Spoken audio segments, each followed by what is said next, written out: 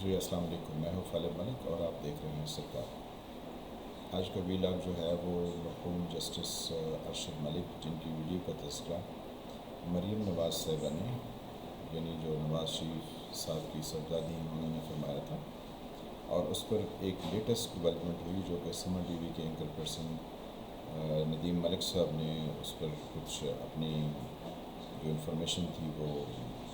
Public کی، جس پر F آئی اے نے ندیم ملک صاحب کو ایک نوٹس ایشو کیا۔ اس نوٹس پر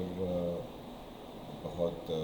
لوگوں نے بات کی کہ یہ ایسا نہیں ہونا چاہیے تھا، اس کے اور بھی بہت سارے ذرائع تھے، وہ کافی حد تک اپنی بات میں حق بجانب بھی ہیں، لیکن سب یہ ابتدائی کلمات کہنے کے بعد جو وہ اصل میں پیغام دے رہے ہیں کہ جی نواز شریف صاحب کو غلط سزا ہوئی، ان کو جو سزا نہیں ہونی چاہیے تھی۔ یہ بنیادی طور پر وہ سارے اینکر پرسنز ہیں جو کہ کسی نہ کسی طرح سے نون لیگ کے وقت میں کہیں نہ کہیں ان کے مفادات ان سے جڑے تھے، یا ان سے جو ہے یہ کسی نہ کسی طرح سے کوئی بینیفٹ حاصل کر رہے تھے۔ اب کسی کا نام تو ہم جو ہے وہ یعنی لینا مناسب نہیں ہے، لیکن اگر آپ غور فرمائیں تو نواز شریف صاحب کون سے دودھ کے دھلے ہیں، یا وہ کون سے ایسے انہوں نے کارنامے اچھے انجام دیے ہیں کہ جس پر ہم انہیں بینیفٹ آف ڈاؤٹ دیکھ کے کہیں کہ جی یہ ان کے خلاف شاید غلط اقدام کیا گیا۔ نواز شریف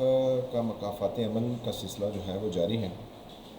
یہ اس وقت کی بات ہے جب ان کو جنرل جیلانی صاحب جو ہے وہ لے کر آئے،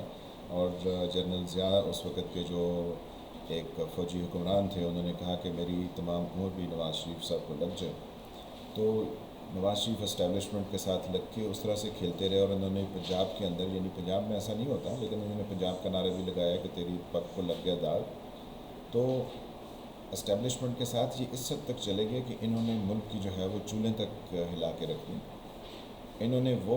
حرکات کی اور انہوں نے اس طرح کے اقدامات اٹھائے اور انہوں نے اس طریقے کے پروپیگنڈے کیے، اور شیخ رشید جو آج کل عمران خان کے ساتھ ہے، یہ بھی ان کے ساتھ ملا ہوا تھا۔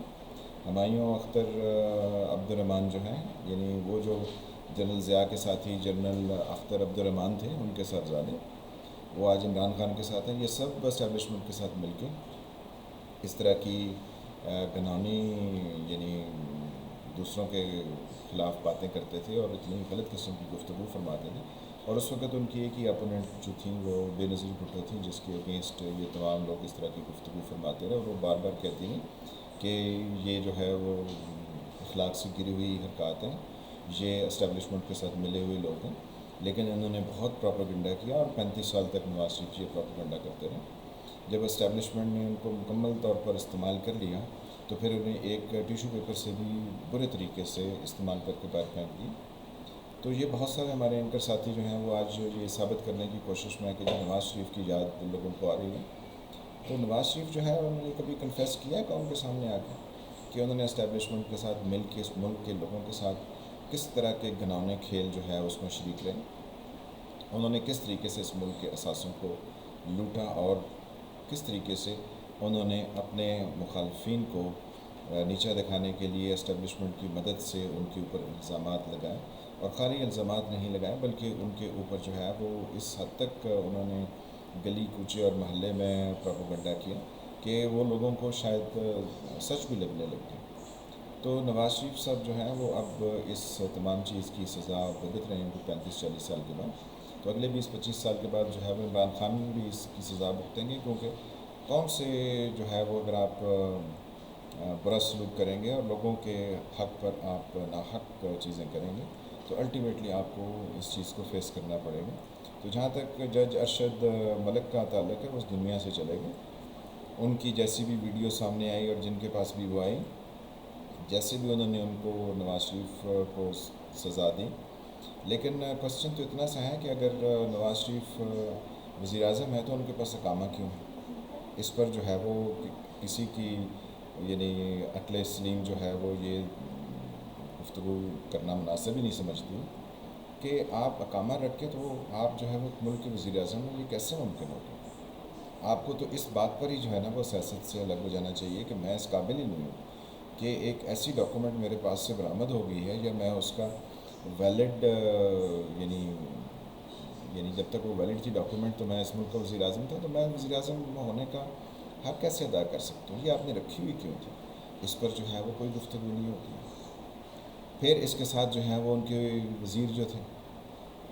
ایک وزیر نہیں بلکہ ان کے 3-4 ایسے وزیر تھے جن کے پاس یہ اقامہ تھا، اور کسی کے پاس بھی اقامہ نہیں ہونا چاہیے، اس پر ہم جو ہے وہ کوئی گفتگو نہیں کر رہے۔ تو ندیم ملک صاحب کے ساتھ یکجہتی کے لیے کام، اور نواز شریف کو پاکیزہ ثابت کرنے کے لیے یہ سب لوگ لگے ہوئے ہیں۔ نواز شریف کے جو ہے وہ گناہ اتنے کم نہیں ہیں کہ وہ جلدی سے پاکیزہ ثابت ہو جائیں گے۔ مجھے کوئی اسٹیبلشمنٹ کی حمایت کا بالکل نہیں ہے کہ انہوں نے سب درست کیا، انہوں نے سب غلط کیا، لیکن نواز شریف تو اس کھیل میں ان کے ساتھ شامل تھے۔ تو میری تو ان سے ریکویسٹ ہے نواز شریف سے کہ آپ جو ہے وہ پہلے تو قوم کو بتائیں کہ آپ نے 80s میں اور 90s میں کس طریقے سے اسٹیبلشمنٹ کا ساتھ دیا، اور آپ نے کس طرح سے جو ہے وہ دوسرے پولیٹیکل لوگوں کے خلاف جو ہے وہ اپنے پروپیگنڈے کیے۔ تو پہلے تو ذرا قوم کو اپنے ساتھ امراضوں میں شریک کریں، تو پھر جو ہے وہ ہم دیکھیں گے کہ آپ کی بات جو ہے وہ آپ کے لیے ہم کتنی حد تک جو ہے وہ بات کر سکتے ہیں، اور آپ کتنے سچے ہیں کہ اس پر بات کی جانی چاہیے یا نہیں کی جانی چاہیے۔ تو نواز شریف کے بارے میں یہ سب کو سوچنے کی ضرورت ہے۔ تو جہاں تک ان کی پریزنٹ سزاؤں کا تعلق ہے، تو اس میں تو وہ جا کے اپنے کیسز جو ہے نا وہ اس میں پیش ہوں، بلکہ وہ تو یہاں سے بہانے اور جھوٹے بہانے اور ملی بھگت سے یہاں سے فرار ہو گئے۔ تو یہ کون سے ایسے لیڈرز ہیں جو اس طرح فرار ہو گئے ہیں، جن کے لیے جو ہے وہ بہت سارے لوگ آگے کہتے ہیں جی کہ اب ان کا پولیٹیکل رول ہے یہاں۔ پولیٹیکل رول تو ان کو ہوتا ہے جو سچے، صاف ستھرے اور کھڑے لوگ ہوتے ہیں۔ یہ تو طے در طے جو ہے وہ ان کے اندر خرابیاں پائی جاتی ہیں۔ ان کے چھوٹے بھائی جو ہیں وہ مفاہمت کے چکر میں چودھری نثار کے ساتھ مل کے آدھی راتوں کو اسٹیبلشمنٹ کے ساتھ ملتے رہے اور باتیں کرتے رہے۔ یہ کون سے لیڈرز ہیں، یہ کس طرح کی قوم ہے کہ جو ان لوگوں کے لیے بات کر رہے ہیں جو کہ ان کے ساتھ دھوکہ اور فراڈ میں ملوث رہے ہیں؟ تو یہ تھوڑے کو زیادہ سمجھنا چاہیے، اور ان کی جو مفاہمت کی یا ان کی جو ایٹ پریزنٹ شہباز شریف کی صورتحال ہے، اس میں بھی تو نظر آ رہا ہے کہ یہ دوبارہ اسی پرانی تنخواہ پر کام کرنے کے لیے تیار ہیں۔ تو لوگوں کے ساتھ انہوں نے جو کچھ کیا اس کے مقافات عمل میں تو ان کو کچھ نہ کچھ تو ان کو فیس کرنا پڑے گا۔ اور لوگ جو ہیں وہ اب اس طرح سے نہیں ہیں جیسے کہ وہ 80s میں تھے اور 90s میں تھے کہ ان کو جو پروپیگنڈا کیا جاتا تھا وہ اس پر یقین کر لیتے ہیں۔ Things have change on the ground.